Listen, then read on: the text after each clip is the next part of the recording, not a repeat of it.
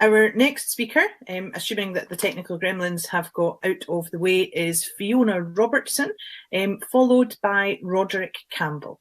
So welcome, Fiona. Hi there. Hopefully this will work this time. The next Holyrood term is going to be the most important in most of our lives. The aftermath of a pandemic, Brexit, and independence means a lot is going to change very fast. We know from bitter, long experience when these changes are made reactively, disabled people and all equalities strands get left behind because of the insidious belief that equalities are extra or optional and not an inherent part of the work for all politicians. As a huge group of newly disabled people with long COVID enters the system, disability will be a core issue for Parliament. It's going to affect every element of policy, but by its nature, health and social care is where disabled people need to be prioritised most of all. Most of us in activism do this because we don't want other people to endure what we have.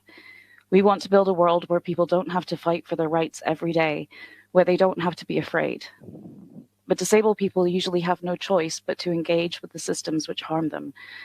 For all the brilliant people in medicine and social care, these systems are harmful to too many of us. A patient safety commissioner is essential, but the parameters of their work must include more than simplistic ideas of patient safety. The medical system is great at understanding illness, but not disability. We have talked about this for decades, how our lives are not tragic mistakes or puzzles to be fixed or thrown away. As too many are currently discovering, learning to live with a new condition and a new reality can become so much harder because of these ideas. If you're a member of another marginalized group too, the likelihood of experiencing this harm increases. This year has sadly shown us just how important it is that inequality is taken into account when developing health and care policy.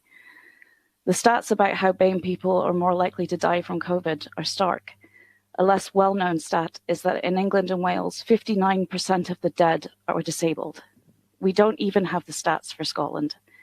And we knew it was going to happen, and we warned about it from the very beginning. Our concerns were dismissed as hyperbolic or unfair until our fears began to come true. Blanket do not resuscitate orders for people in care facilities, the rhetoric doctors use to talk about triage based on quality of life, which sounds reasonable until you've been disabled in the medical system.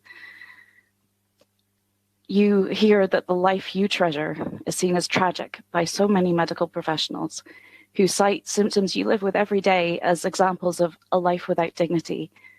While it's often tough and uncomfortable, it's not the same as my life has less value.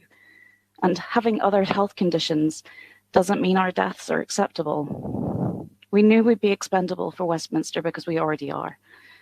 We know the Scottish Government makes better policies than that, but the large institutional systems of health and social care have embedded problems with ableism. Too many initiatives are built with big charities who don't have disabled people at the helm, but instead speak for us and over us, instead of with disabled people-led organizations using the social model of disability. There does need to be a patient safety commissioner, and part of that role must be looking at how the value of disabled people's lives is determined by everyone but disabled people themselves, and how to make the policies, treatment and care we rely on inclusive of our voices.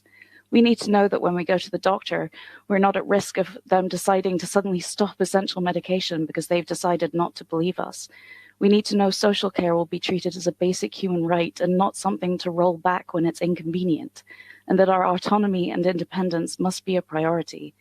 We need to know critical decisions about large policies will include our insight because too many doctors are only just learning how many of their colleagues think chronic illness is weakness or needing to use a wheelchair is worse than death, while very few disabled people are surprised.